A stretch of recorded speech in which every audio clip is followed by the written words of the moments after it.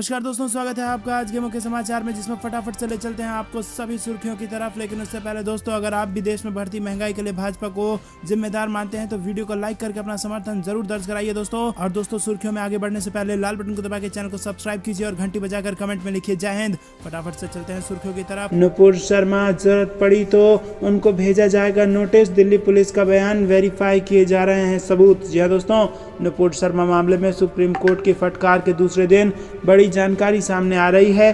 Delhi police सूत्रों के मुताबिक मामले में जांच की जा रही है और जरूरत पड़ी तो नुपुर शर्मा को पूछताछ के लिए नोटिस दिया जा सकता है। पुलिस का कहना है कि नुपुर के संबंध में जो सबूत मिले हैं उनको मैच करवाया जा रहा है और इसके बाद आगे की कार्रवाई की जाएगी। दिल्ली पुलिस सूत्रों का कहना है कि यदि जरूरी हुआ तो नुपुर शर्मा को नोटिस दिया जा सकता है और अभी जांच चल रही है। इस मामले में सबूत मैच करने की ज़रूरत है। सबूत कितने स्ट्रांग हैं और मैच करते हैं, उसी हिसाब से आगे कदम उठाया जाएगा। नुपुर शर्मा के 18 जून को दिल्ली पुलिस ने बयान दर्ज किया था और नुपुर शर्मा के बयानों और टीवी चैनल पर दिए गए बयानों एविडेंस को वेरीफाई किया जा रहा है। ज़रूरत पड़ी तो नोटिस दिया जा सकता है। बता दें कि पैगंबर मोहम्मद पर विवादित टिप्पणी के मामले में एक दिन पहले नुपुर शर्मा को सुप्रीम कोर्ट ने कड़ी फटकार लगाई है। सुप्रीम कोर्ट ने नुपुर शर्मा को पूरे देश से माफ़ी मांगने के लिए कहा है। साथ ही कोर्ट ने कहा कि केस ट्रांसफर करने वाली याचिका को खारिज कर दिया और सुप्रीम कोर्ट ने उन्हें हाई कोर्ट जाने के लिए कह दिया। दोस्तों, रुक करते हैं अगली बड़ी खबर की तरफ।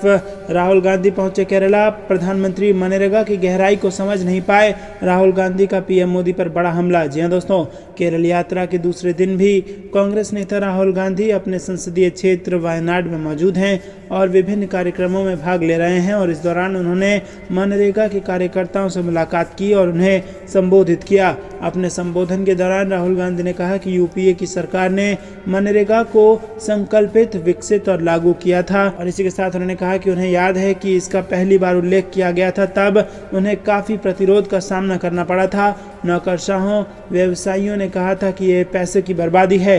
मनरेगा को लेकर राहुल गांधी ने पीएम मोदी पर भी निशाना साधा। राहुल गांधी ने कहा कि जब मैंने लोकसभा में प्रधानमंत्री को मनरेगा के खिलाफ बोलते हुए सुना तो मैं चौंक गया। उन्होंने इसे यूपीए की विफलताओं का जीवंत स्मारक बताया था। उन्होंने इसे राजकोष पर एक बोझ बताया था। दोस्तों, रुक करते हैं अगली बड़ी खबर की तरफ। बीजेपी की विचारधारा में भीतर तक समाई है हिंसा, बस लोगों को धमकाना जानती है, राहुल गांधी का पीएम पर हमला। जी हां दोस्तों, कांग्रेस के पूर्व अध्यक्ष राहुल गांधी शुक्रवार को केरल के वायनाड पहुंचे और यहां उन्होंने मनाथवाड़ी में एक किसान बैंक के भवन का उद्घाटन किया। सुल्तान बाथेरी में यूडीएफ बहुजन संगमम में भी वो शामिल हुए और इस दौरान उन्होंने अपने संसदीय कार्यालय में 24 जून को हुई तोड़फोड़ का जिक्र करते हुए कहा कि बीजेपी और सीपीआई-एम हिंसा में विश्वास रखते हैं और उनकी विचारधारा में हिंसा भीतर तक समाई हुई है। वो ऐसा सोचते हैं कि हिंसा करके, धमकी देकर लोगों का व्यवहार बदलना वो चाहते हैं। उन्होंने कहा कि जिस तरह से पीएम मोदी सोचते हैं कि 5 दिन तक ईडी के सामने पेश कराकर वो मुझे डरा देंगे, लेकिन ये उनकी गलतफहमी है। उसी तरह सीपीआई-एम ये सोचती है कि वो मेरे ऑफिस तोड़कर मुझे डरा देगी। दोस्तों, रुक करते हैं अगली बड़ी खबर की तरफ। वरुण गांधी ने ट्वीट कर फिर से सरकार को घेरा। जीएसटी रेट का हवाला देकर कहा, महंगाई से आम आदमी को कब मिलेगी राहत। जी हाँ दोस्तों, आपको बता दें कि सांसद वरुण गांधी ने बढ़ती महंगाई की समस्या को लेकर शनिवार को एक ट्वीट किया और इसमें 18 जुलाई से लागू हो रहे नई जीएसटी रेट का हवाला देते हुए सांसद ने ट्विटर पर लिखा कि महंगाई के बोझ तले दबे आम आदमी को राहत कब मिलेगी। सांसद ने ट्विटर पर लिखा है कि रोटी महंगी, कपड़ा महंगा, मकान महंगा, अब इलाज भी महंगा हुआ। सवाल उठाया कि स्वास्थ्य और शिक्षा तो बुनियादी आवश्यकता है। सांसद ने 18 जुलाई से लागू हो रहे नए जीएसटी रेट को भी दिया है, जिसमें कहा गया है कि 18 जुलाई के बाद जिन चीज़ों पर महंगाई की तगड़ी मार पड़ने वाली है उनमें पैकेट बंद और लेबल लगा गेहूं का आटा, दूध उत्पाद जैसे दूध, पनीर, छाछ व दही आदि शामिल है। इनके अलावा अलग अलग तरह के पापड़, मुढ़ी या मुरमुरे भी 18 जुलाई से महंगे हो जाएंगे। अस्पतालों में प्राइवेट बेड पर भी जीएसटी लगेगा।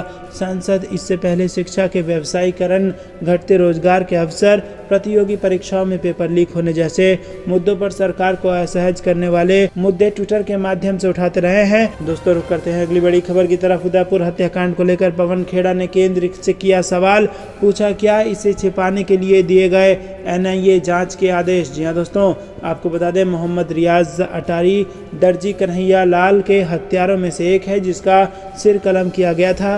अमित मालवीय ने अटारी के बीजेपी लिंक के दावों को फर्जी बताया और इसे खारिज करते हुए ट्वीट किया। आपको बता दें कि कांग्रेस ने शनिवार को उदयपुर हत्याकांड की जांच राष्ट्रीय जांच एजेंसी को सौंपे जाने पर केंद्र से सवाल किया।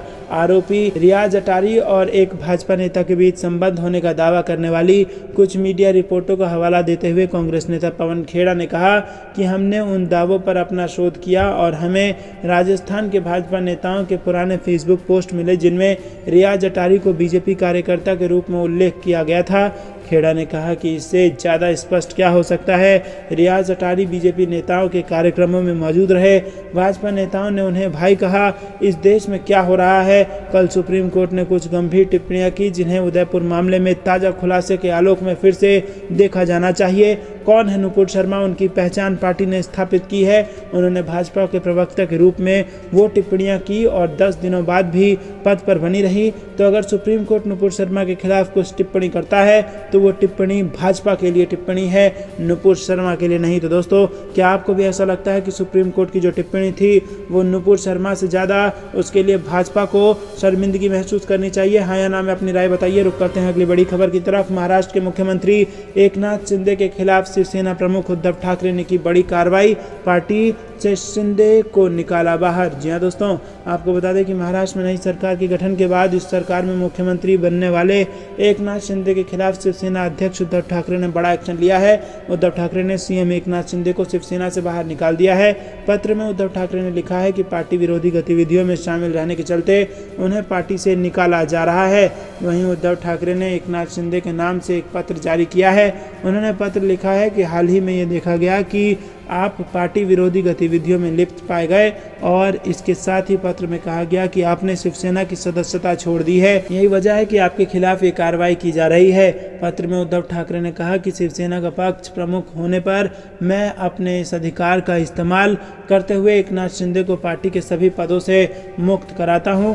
रुक करते हैं अगली बड़ी खबर की तरफ। बिहार में आ गया महाजंगल राज, बीजेपी नेताओं को केंद्रीय सुरक्षा दिए जाने पर उठाए गंभीर सवाल, तेजस्वी यादव का बयान। जी हाँ दोस्तों, राष्ट्रीय जनता दल के सुप्रीमो लालू यादव के बेटे और बिहार विधानसभा में नेता प्रतिपक्ष तेजस्वी यादव ने बिहार में कानून व्यवस्था और बीजेपी के कुछ नेताओं को मिले केंद्रीय सुरक्षा पर तंज कसा है। तेजस्वी ने सुरक्षा को फेसबुक पोस्ट पर केंद्र और बिहार सरकार पर हमला किया। तेजस्वी ने शुक्रवार को फेसबुक पोस्ट कर केंद्र और बिहार सरकार पर हमला किया और उन्होंने कहा है कि बीजेपी के डिप्टी सीएम, मंत्रियों, विधायकों व सांसदों को बिहार सरकार के पुलिस, विधि व्यवस्था और सुरक्षा व्यवस्था पर भरोसा नहीं है तो क्या कहा जाए। दोस्तों, रुक करते हैं अगली बड़ी खबर की तरफ। महाराष्ट्र की सत्ता हथियाने के लिए रचे गए कई नाटक, असली क्लाइमैक्स तो फडणवीस का डिप्टी सीएम बनना है, शिवसेना का बयान। जी हाँ दोस्तों, शिवसेना ने अपने मुखपत्र सामना के जरिए महाराष्ट्र की एकनाथ शिंदे सरकार पर फिर निशाना साधा और उद्धव ठाकरे की पार्टी शिवसेना ने कहा कि एक नाटक रचा गया जिसका मुख्य उद्देश्य शिवसेना में विद्रोह पैदा करना और महाराष्ट्र की सत्ता को हथियाना था। इसी हिसाब से सभी पात्रों ने अपनी अपनी भूमिका निभाई है। इसके लिए अलग अलग प्रयोग सूरत, गुवाहाटी, सुप्रीम कोर्ट, गोवा, राजभवन और अंत में मंत्रालय जैसे संस्थाओं पर किए गए। दोस्तों, रुक करते हैं अगली बड़ी खबर की तरफ। जुलाई अगस्त में चौथी लहर, एक्सपर्ट की चेतावनी डरावने लगी और नए वेरिएंट के साथ बदल रहे हैं कोरोना के लक्षण। जी हाँ दोस्तों, कोविड के बढ़ते मामलों के साथ ही कई मरीजों ने दस्त और हाई फीवर के लक्षणों की शिकायत की है। संक्रमण के इस नए पैटर्न की रोग संबंधी विशेषताओं को समझने के लिए एक अध्ययन किया जा रहा है और इस अध्ययन का भार बीएमसी ने कोविड समर्पित 7 हिल्स अस्पताल को सौंपा है और यह अध्ययन कोविड की नई लहर से निपटने की तैयारी के तहत होने जा रहा है। रुक करते हैं अगली बड़ी खबर। पंजाब सरकार का बड़ा ऐलान, हर महीने 300 यूनिट बिजली होगी फ्री, पिछले साल के सभी बिल हो जाएंगे माफ। बिहार में सबूत के तौर पर पटना कोर्ट में पेश, विस्फोटक में धमाका, मच गई अफरा तफरी, एक कांस्टेबल घायल। पीएम मोदी चुप क्यों हैं, ओवैसी ने की नुपुर शर्मा की गिरफ्तारी की मांग, केंद्र के रुख पर उठाए सवाल। दिल्ली के लोगों को ऑटो और टैक्सी के सफ़र में और ढीली करनी पड़ेगी जेब, जल्द किराया बढ़ाने का यहां पर आया संकेत। देश के कई हिस्सों में भारी बारिश का अलर्ट, आपके इलाके में कैसा रहेगा मौसम, इसकी ताज़ा अपडेट जारी।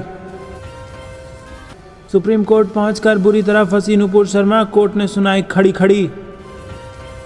महाराष्ट्र में एकनाथ शिंदे सरकार का 4 जुलाई को सदन में शक्ति परीक्षण, महाराष्ट्र की रणनीति और चुनाव से बड़ी खबर। सुप्रीम कोर्ट की टिप्पणी के बाद वीआईपी का तंज, नुपुर शर्मा के बयान के लिए देश से माफी मांगे भाजपा। नुपुर शर्मा के बयान पर राहुल गांधी ने कहा, भाजपा ने देश में गुस्से और नफरत का बनाया माहौल। तो दोस्तों ये थी दिन भर कुछ बेहद जरूरी और बड़ी खबरें। तक बने रहने के लिए बहुत बहुत धन्यवाद। देख रहे थे आपका अपना चैनल जय हिंद जय भारत।